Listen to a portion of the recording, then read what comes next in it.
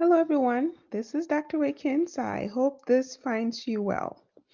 So, Chapter 4 will conclude the Module 1 content, right? So, Module 1 content entails Chapter 1, Chapter 3, and Chapter 4. So, those are the three chapters that will be the content for Module 1. That also means that those are the chapters that your online assessment, which I believe is January 31st or something. Don't quote me on this one. But yeah, I'm looking at my calendar. The in-class assessment is actually January 31st. That's a Wednesday, and that Friday, I believe, is your Connect exam. So chapter 1 concludes the three chapters that's in Module 1. Okay. All right. So chapter 4. Chapter 4 will be our last chapter in Module 1. I'm not sure if I said it backwards. Okay, so Chapter 4 surveys prokaryotic cells and microorganisms. Okay, so to some, this might be new. To some, it might also be a review. Okay, all right, let's get into it. So characteristics of cells and life. So cells in general, all living cells, so all living things are made out of cells. Again, these are the fundamentals that you learn from Biology 101. There are basic shapes, internal content, and your DNA chromosome. When it comes to cells in general, you're dealing with prokaryotic cells and eukaryotic cells. But specifically, when we talk about bacterial cells, they fall under prokaryotic cells, okay? And also, the reason why this conversation is timely is because as you study your pre-stain slides or your bacterial cells, as we talk about these bacterial cells, we'll talk about the different shapes and morphology or arrangement of your microorganisms, okay? So we do remember that when we talk about eukaryotic cells, we're dealing with plants, fungi, animal cells, and protists. Okay, they usually have organelles, and as I said, prokaryotic cells, we're dealing with bacterial cells. And archaea, we'll spend quite a bit of time talking about bacterial cells. And you remember the glaring difference between these major categories, which is the prokaryotic cells and the eukaryotic cells. The prokaryotes do not have a nucleus. Now they do have a nucleoid region, especially, well, for example, will be bacteria. It's a nucleoid region that has DNA because bacterial cells have DNA, right? I clicked too fast. Bacterial cells have DNA, and so that's in the nucleoid. It's in the nucleoid region, but it doesn't have a nucleus, just like eukaryotic cells that have a defined nucleus. So a few characteristics of cells here that I'm showing. In general, cells undergo metabolism and enzymatic activity. Metabolism and enzymatic activity usually goes hand in hand because metabolism is all the cellular processes that goes on within the cell, right? And so, and ultimately produces ATP.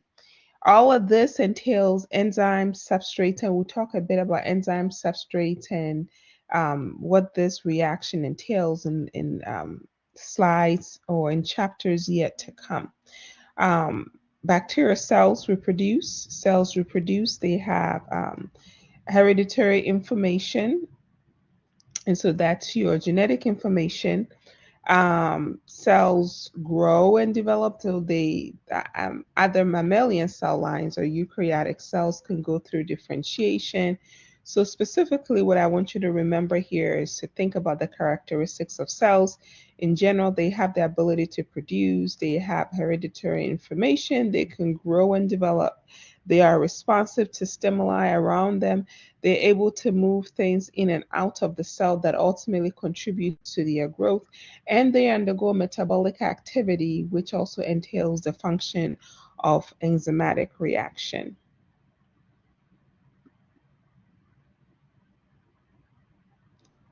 So everything that I said in my previous slide is written here.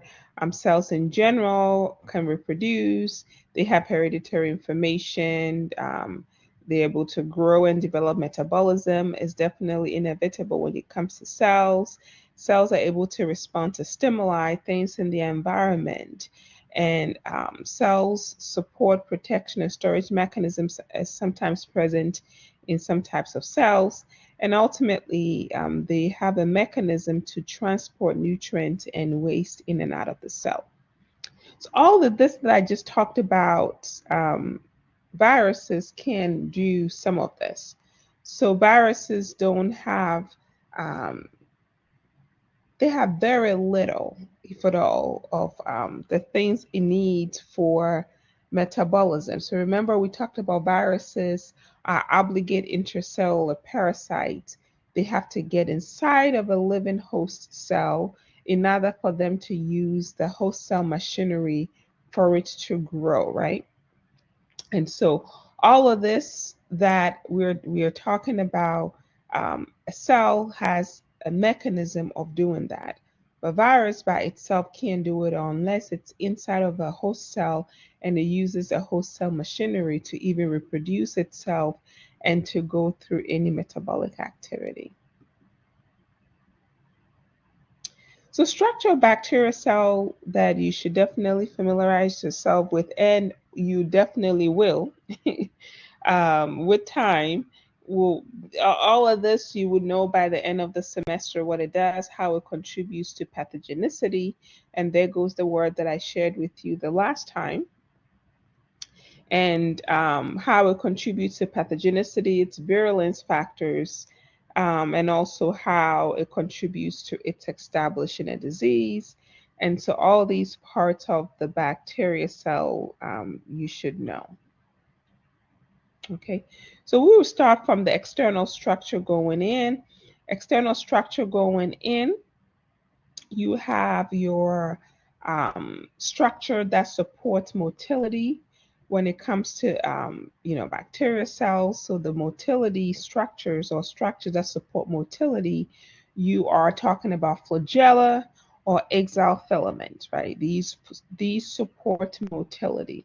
And then we have fimbriae. So from the outside in, you will meet flagella first or axial filament, and then we have fimbriae and pili. And fimbriae and pili is for attachment. So fimbriae and pili is for attachment. The cells have to be able to, the bacteria cells have to be able to stick on the surface first, right? In order for it to even be, for it to do what it needs to do to infect the host cell, okay? So attachment is critical. The features, external features of bacteria cells that promotes the attachment is fimbriae and pili. Fimbriae and pili. So if I ask for external structures of bacteria cells, you start off with what, the flagella, the axial filament, then you get to fimbriae, and then you get to pili. Okay. When you get to pili, we'll talk a little bit more about pili and what it does. Then then you will encounter glycocalysts or glycocalysts. There you go. This is also a surface coating that also helps the bacteria cells to stick on the host cell. So with the flagella comes the three main parts of the flagella: the filaments, the hook, and the basal body. So the basal body allows it to really get stuck into the cell wall, and then you have the hook, and then you have the filament. I'll show you the picture on my subsequent slide. Okay, and so you have here the flagella that is sticking through two different types of cells. Okay, one has two sets of the basal ring, and the other one only has just one. Okay.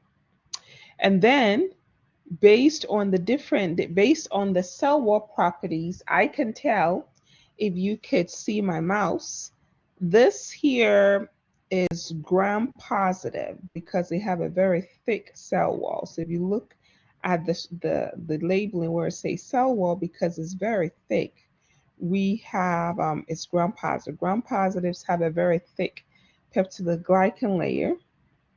The other one that has the blue flagella going through, that will be your gram-negative, because gram-negatives have a very thin peptidoglycan layer. That's one feature that I want you to remember. And then also gram-negatives have an outer membrane that is missing in gram-positives. So where am I going with this? Besides showing you the different parts of the flagella, at the end of this conversation for sure, you need to be able to compare and contrast gram-positives and gram-negative cells. That is something you have to know. So that's where I'm going with this. Besides showing you the flagella and how it's embedded in either gram-positives or gram-negative cells, right? So again, gram-negative cells, you do have the two rings. Gram-positive cells, you just have one ring. And then gram-positive cells, you have the thick cell wall or thick peptidoglycan layer. And gram-negative, you have a thin cell wall or thin peptidoglycan layer. And the gram-negatives, you have an outer membrane. So you remember from 2 chapters ago, I said to you to write down E. coli, and E. coli is gram-negative, right? So that means that E. coli has the cellular structure where it has an outer membrane, a small or a thin peptidoglycan layer or cell wall. Okay, so have that in mind. So flagella, what is the use for flagella? Is for motility, allows the cells to move. The cells will either move towards a stimuli, or which is something in the environment, or away from a stimuli. And that stimuli can either be moving towards food because it sends the food, or moving away from something that it sends that is dangerous to it. Okay. So flagella is for motility, to help it to be motile through its environment.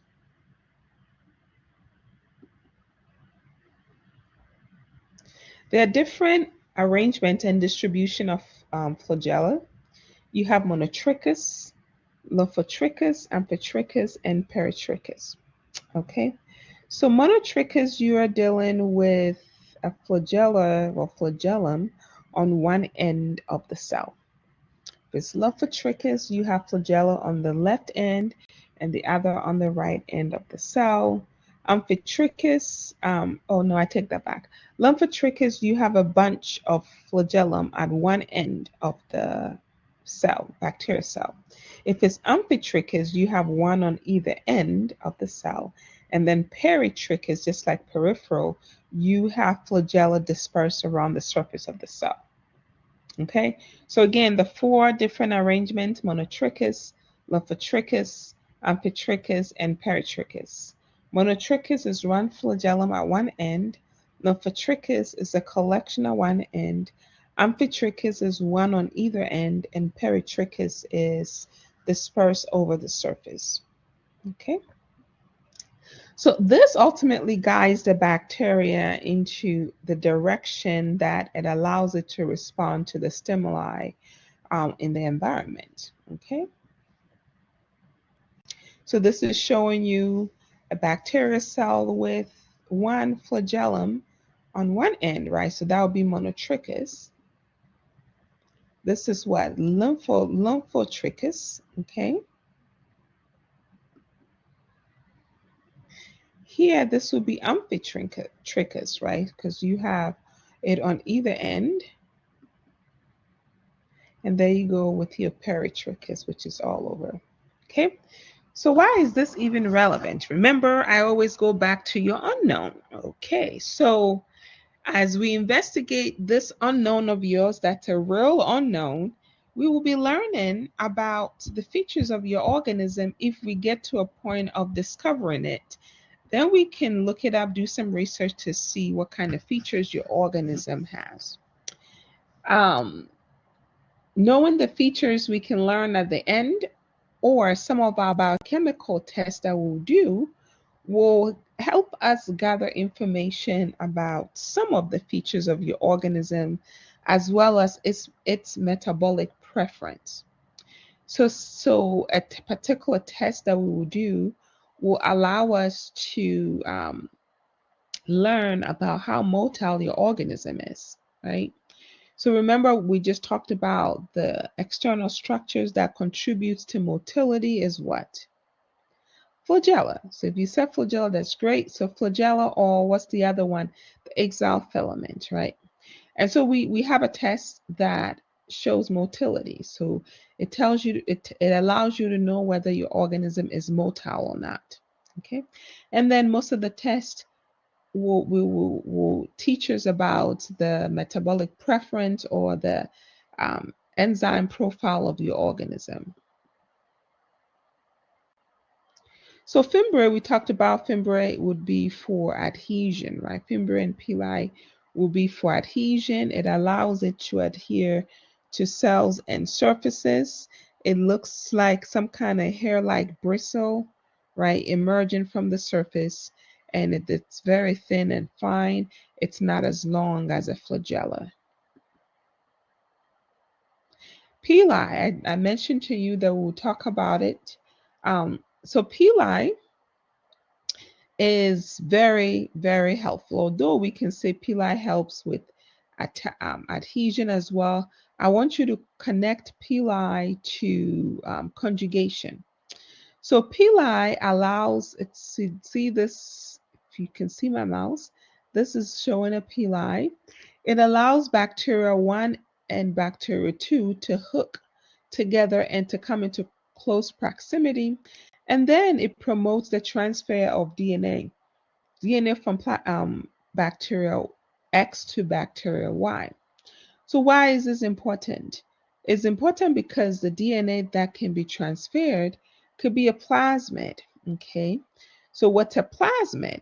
I'm hoping you're writing these questions I'm asking and answering down. What's a plasmid? Plasmids are extra chromosomal DNA. So this DNA is not part of the genomic DNA of the cell. It is in the cytoplasm of the cell, but it actually sometimes gives the cell an advantage. Some plasmids can have antibiotic resistant gene. And so if a bacteria has it and it's exposed to that particular antibiotic, that will normally kill it. If it has an antibiotic resistant gene, it's able to withstand that. Okay. And so what am I saying here? We're still talking about the structure of bacteria. We talk about pili and fimbriae helping with what? Adhesion. Now I'm hammering in that pili is really connected to conjugation, which is the process of DNA transfer between two bacteria cells. And this DNA transfer could be plasmids. I'm also telling you that plasmids are extra chromosomal DNA. That means it's extra. It doesn't come with the bacteria. It's just an extra thing that it acquires. When it gets inside of a bacteria cell, it's able to make multiple copies and is going to share. So that's conjugation. Okay, when you think about pili, think about conjugation. You think about conjugation, think about plasmids. When you think about plasmids, I want you to think about antibiotic resistance or antibiotic resistance gene that convey antibiotic resistance. Right. So glycocalysis, coating of molecule external to the cell wall. Glycocalysis is made up of sugars and proteins, right? So glycocalysis or glycacalysis, the first part is like glycogen, right? Glycogen, which is sugar, okay? So the two types, it could either be a slime layer or it could be a capsule. Okay, if it's a slime layer, that means that the component of the glycocalysis is loosely organized. And so you form a slime layer, okay? If it's a capsule, that means that it is highly organized, and so therefore it has a tight structure. So glycocalysis, you can find it in two structures, loosely organized, that's a slime layer, or capsule, which is highly organized. Okay. So when you look at this, you have your slime layer, and it is slimy, okay? So it serves several purposes, protects cells from dehydration and nutrients loss. So the cells still have some moisture. We know that if it's dehydrated, ultimately it will not support its survival. Okay. Inhibits killing by white blood cells by phagocytosis, contributing to pathogenicity. There goes that word. So here's what I want you to in your thoughts, that when you think about glycocalysis, I want you to think about the two types, which is what? Slime layer, if the component of it is loosely organized, or capsule. Okay. Then I also want you to say that encapsulated organisms, that means organisms with capsule, tend to be more virulent. Virulent is pretty much the pathogenicity of the organism. So that's the extent of pathogenicity. They tend to be virulent because capsule gives the bacteria cells an anti-phagocytic property.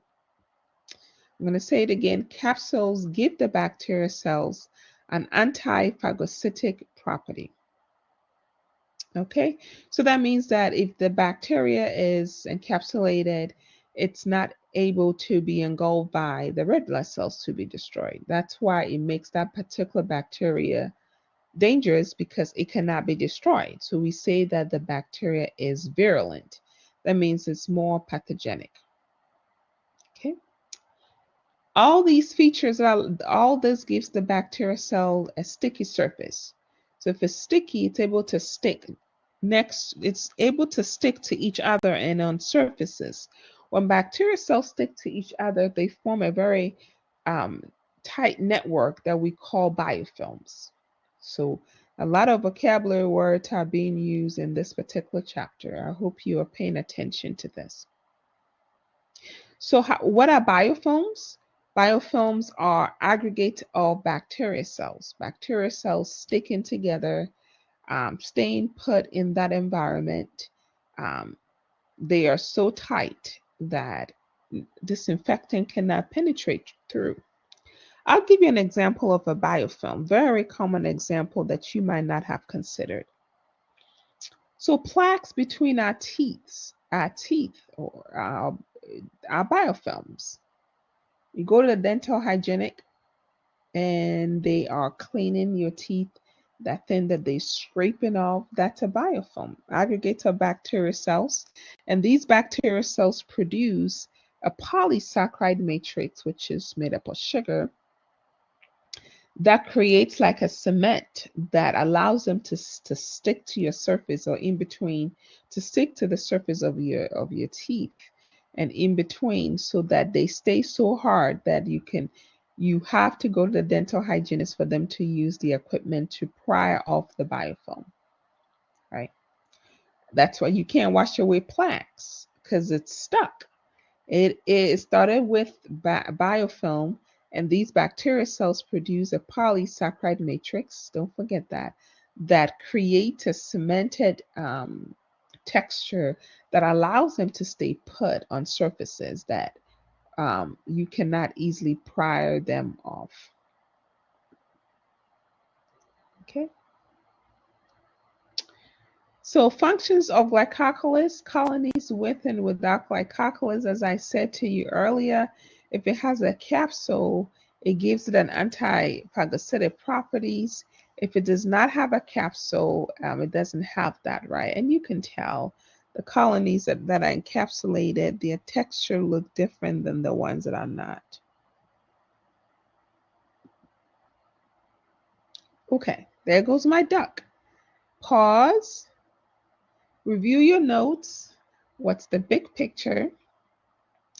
Review what you've taken thus far and see if it makes sense. I'll give you a few minutes. No, not minutes, a few seconds. I'm going to take a sip of water and I'll come right back.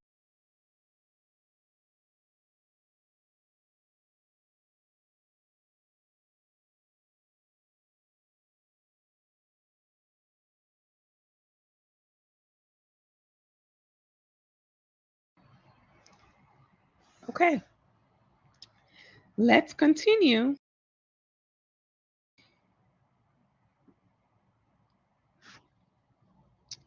So the cell envelope. So don't get lost in the topics we're covering.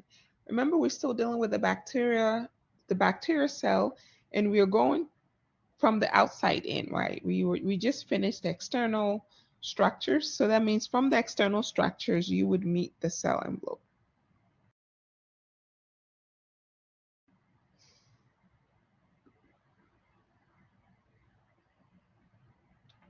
Okay. So this is an external covering outside of the cytoplasm. So you meet the cell envelope before you get to the cytoplasm.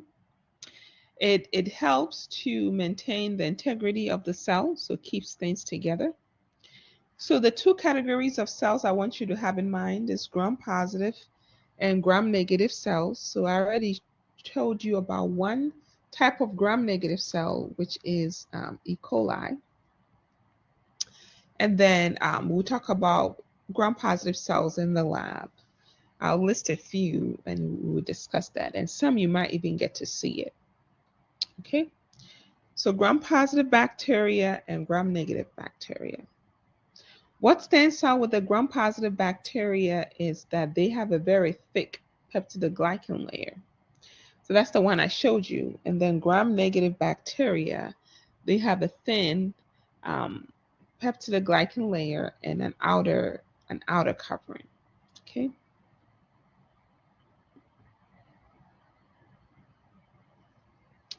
So gram-positive cell wall, this is how you can tell it apart, the thick peptidoglycan layer, which is this block here sitting on top. That is your peptidoglycan layer in the cell envelope. In the cell wall. Then you have your wall-teichoic acid. You have this here. Then you have another one that goes all the way to the phospholipid bilayer. So you have lipoteichoic acid, and then you have wall-teichoic acid. All of this gives the surface of the bacteria a charge, right? It gives the surface of the bacteria a negative charge that allows it to attract dyes of the opposite charge. Okay, so know the different parts of the gram-positive cells. The teichoic acid, know that it has a thick peptidoglycan layer. Okay.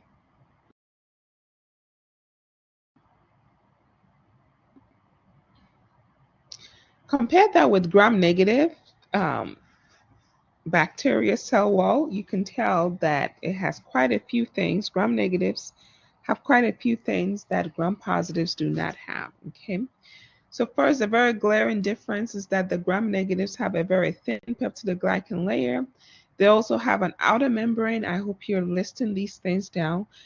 Thin peptidoglycan layer also has an outer membrane. It also has the lipopolysaccharide layer, right? So the lipopolysaccharide, we call it LPS. LPS, specifically the lipid A portion of the LPS. So LPS is a lipopolysaccharide, means it's made up of lipids and sugars, which is the polysaccharide. So it's specifically the lipid A component that gives the bacteria cell and the gram-negative bacteria cell its pathogenic feature. Okay. It also has porins. It also has the phospholipid bilayer covering it. All right, so comparing and contrast gram-positives versus gram-negatives, you would say gram-positives have a thick peptidoglycan layer, whilst gram-negatives do. You will also say that gram-positives have teichoic acid, whilst gram-negatives do not. You will also say gram-negatives have a thin peptidoglycan layer compared to gram-positives that have a thicker peptidoglycan layer. You will also say gram-negatives have lipopolysaccharide, which is LPS, and then gram-positives have teichoic acid, which gram-negatives do not have. You will also say gram-negatives have porins, as you can see. That is also missing in the gram-positives. Okay, knowing the difference between gram-positives and gram-negative is a big deal. This is comparing both gram-positive, gram-negative again, thick peptidoglycan, thin peptidoglycan, teichoic acid in the positives, no teichoic acid in the negative, lipopolysaccharide in the negative, no lipopolysaccharide in the positive. Porins is here. You don't see anything here. Okay, so pay attention to the differences. And it's listed here as well in this table. So this brings us to gram stain, right? So gram stain is a differential stain because the outcome of gram stain, you end up seeing two different colors. My previous lecture, I talked about the difference between simple stain and a differential stain. Gram stain is a differential stain. And so in the end, gram positives will be purple and gram negatives will be pink or red. And we'll talk about that more in lab. Non-typical cell walls, bacteria with non-typical cell wall, an example would be Mycobacterium species and Nocardia species. And so these have non-typical cell walls. And sometimes that means that it's just hard for certain things to penetrate through. And so gram-positive cell wall structure with mycolic acid is a characteristic of these organisms that have a non-typical cell wall, right? So the presence of mycolic acid makes these organisms pathogenic, or the presence of some of these components that makes the cell wall tough is what contributes to its pathogenicity, because then it's able to easily resist certain chemicals or treatment. Okay. Some non-typical cell wall bacteria, some can be pleomorphic, right? It means that they can have several shapes. So this is showing your cell membrane structure, and also it's showing you some of these integral proteins that allows the cell to communicate with its environment, right? And so things going in and out of the cell, transporting things in and out of the cell, allowing the cell to have some kind of selectable permeability feature. That means it allows certain things in and out of the cell.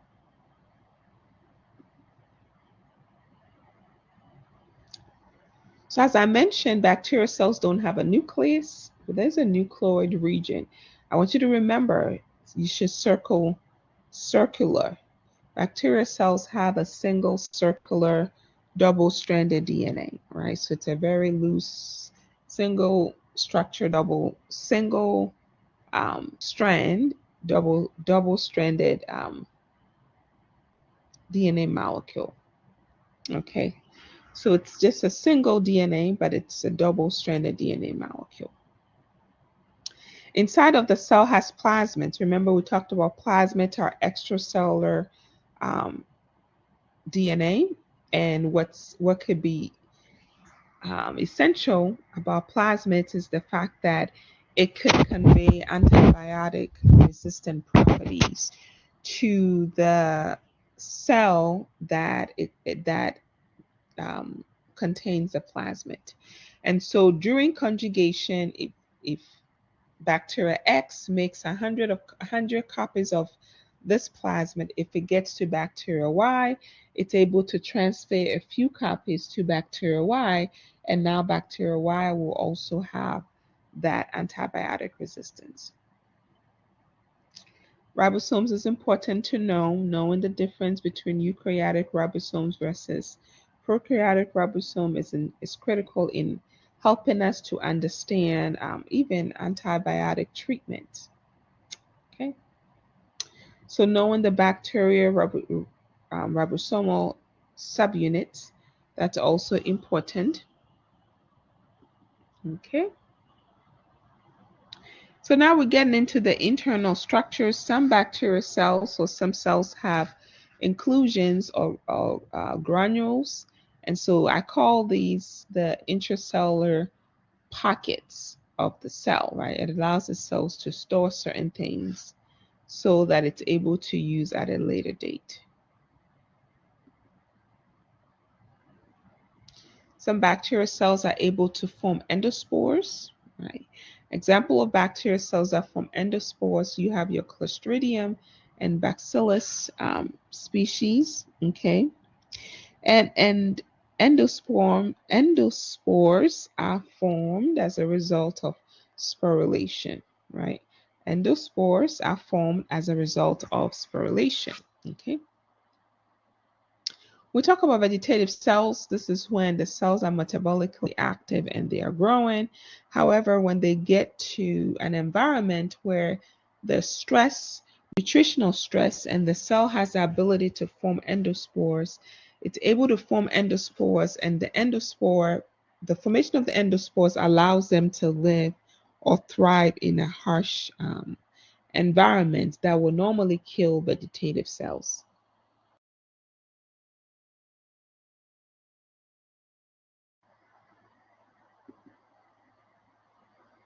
Okay. Process of endospore formation is sporulation, as I mentioned, and we talk about vegetative cell. A process of that will be your germination.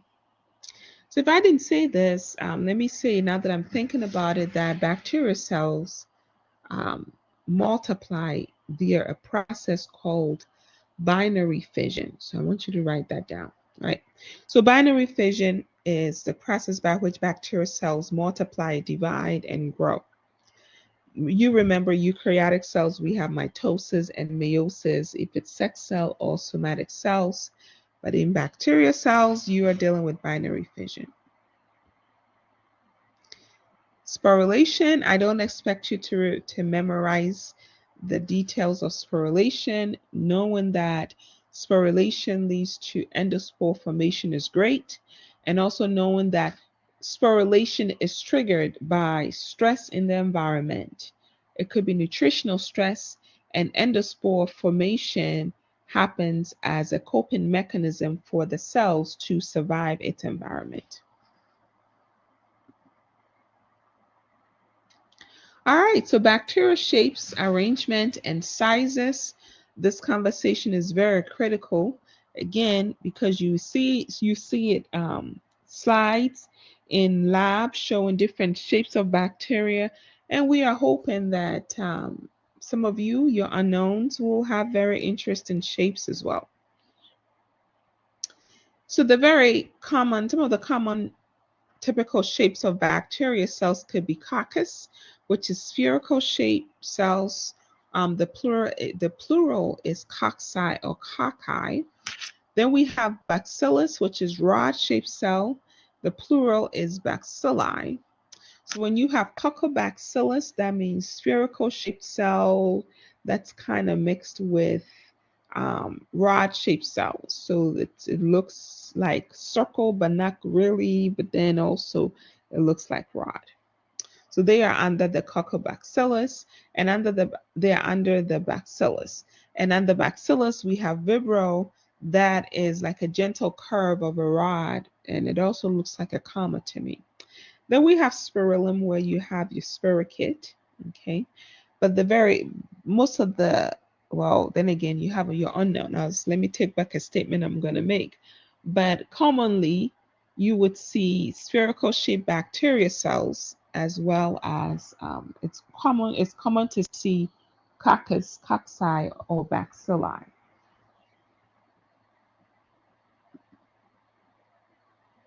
So it will look like this: spherical shaped cells. We have coccus, rod-shaped cells, bacillus. It will look like this. So E. coli is a rod-shaped cell. Vibrio, I told you, look, it's a curve. Rod, to me, it looks like a comma. And spirillum looks like this. So this is critical because it allows the spirillum shape allows a cell to really burrow deeper into the tissues. And that's spirochete. Pleomorphism is many shapes. So what contributes to the arrangement of bacteria cells? So I hope you caught the question I just asked, right? You should write that next to the slide. So what contributes to the arrangement of bacteria cells? Um, the arrangement of bacteria cells is really influenced by the plane of division, how the cells divide or disassociate or stick to each other based on the cell division. And so if it divides and doesn't cleave up, you can end up having a chain of spherical shaped cells, right? If it divides into four and it finds itself on top of each other, you can have a cuboidal or tetrad situation going on. Okay, so bacterial cells have different names in terms of the arrangement of it. So bacterial arrangement, if it is four, it's tetrad. If it is chain, let me go back and see. Okay, let me go forward. If it's chains, it's strep, S-T-R-E-P. If it's clusters, like what you see here as grapes, like clusters of grapes, it is staph. So when you say staph aureus, you're saying when you look at it underneath the microscope, you will see cluster of cells. When we say streptococcus, that means that underneath these are all microscopic morphology. Underneath the microscope, you will see spherical shaped cells that are connected into as a string of chains. Okay, so arrangement are different than shapes. I want you to remember that. Shapes, when I ask for shapes, you're talking about coccus, bacilli, okay, sphericate or vibrio or coccobacilli. When I ask for arrangement, you should be talking about strep, meaning what? Chains, staph, meaning clusters, tetrad, that's also four stuck together, spherical shape stuck together, or cuboidal, that is tetrad sitting on top of each other into a cube form. Those are all arrangement.